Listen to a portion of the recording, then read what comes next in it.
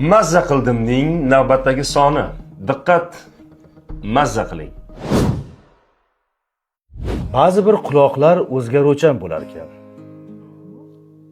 Birovning dardi yoki hidoyatli so'zlar uchun igna teshigidek torayib, fosiq gaplar uchun darvozadek kengayib ketar ekan.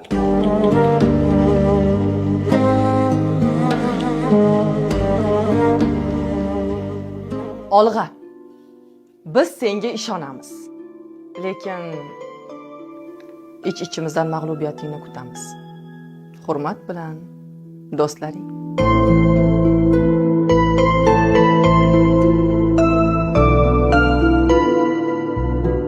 O'rtoqlar, bizga qolmaydigan dunyo ichida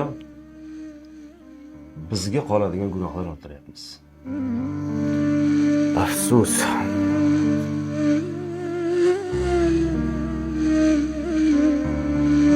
Xo'p, kimning gaplariga maza qildingiz? Asadullo, Malika yoki Akmal? Izohlarda javoblaringizni yozing.